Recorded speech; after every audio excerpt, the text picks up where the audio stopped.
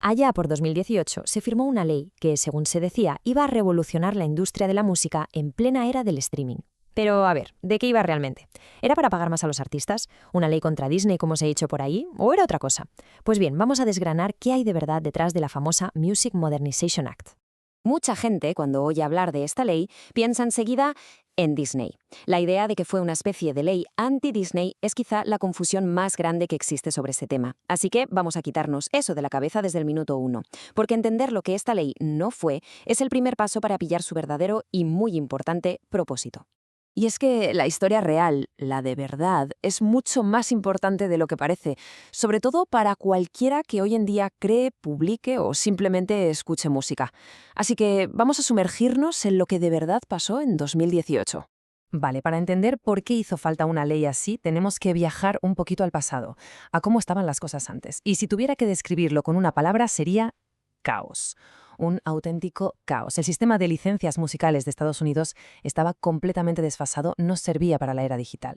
A ver, un ejemplo para que se entienda. Las grabaciones hechas antes del 15 de febrero de 1972, pues no tenían una protección federal única.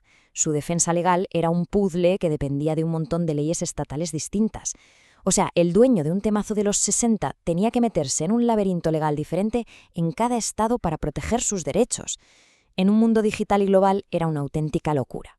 Y ojo, que el problema no era solo para los clásicos. Para los servicios de streaming como Spotify o Apple Music, el panorama era, pues, igual de complicado. Para poder usar las composiciones, es decir, la música y la letra, tenían que ir consiguiendo licencias una por una, canción por canción. El papeleo, el coste administrativo, era algo brutal que solo generaba retrasos y un montón de errores. Así que, resumiendo, el sistema estaba roto. Completamente roto por 3 sitios. Para el streaming, un caos de licencias individuales. Para los clásicos, un limbo legal. Y para la gente del estudio, productores e ingenieros, todo dependía de contratos privados y buena voluntad, no de derechos claros. Este era el jaleo que la MMA tenía que arreglar.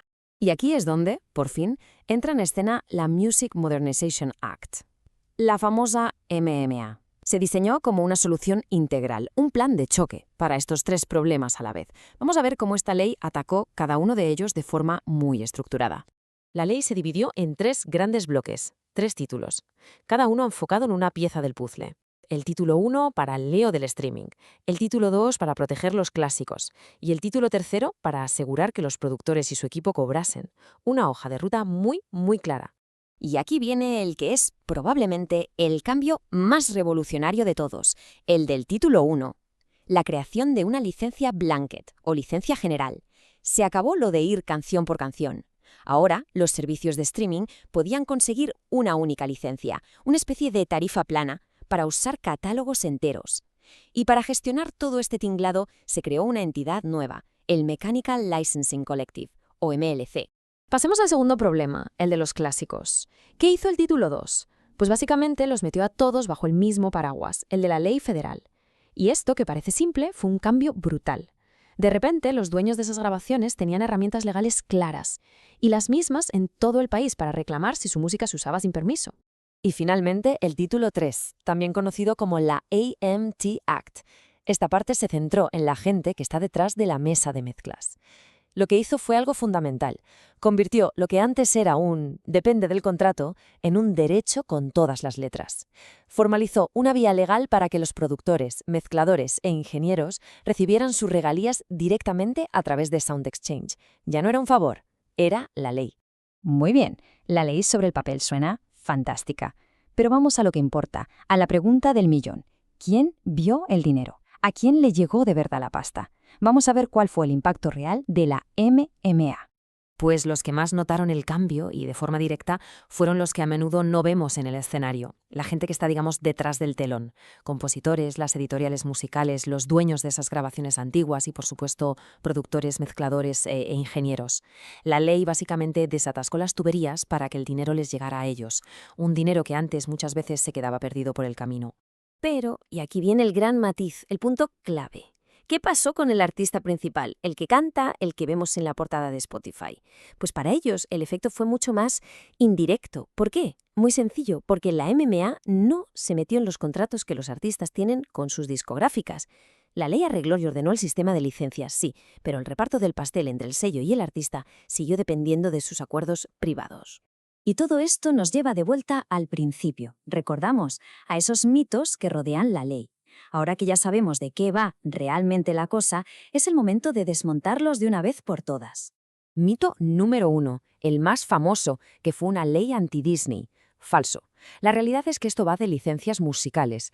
El lío viene porque la gente lo mezcla con otro debate, el de la duración del copyright y el dominio público. Un tema que sí, está muy asociado a Disney, pero que se rige por otra ley completamente diferente de 1998. Nada que ver. Otro mito bastante común, que esta ley creó un tribunal para pequeñas reclamaciones de derechos de autor. Pues tampoco. Ese tribunal existe y es súper útil para los creadores, pero lo creó otra ley, la Case Act, que se firmó 2 años más tarde, en 2020. Así que, otro mito fuera. Y una cosa importante es que los efectos no fueron automáticos.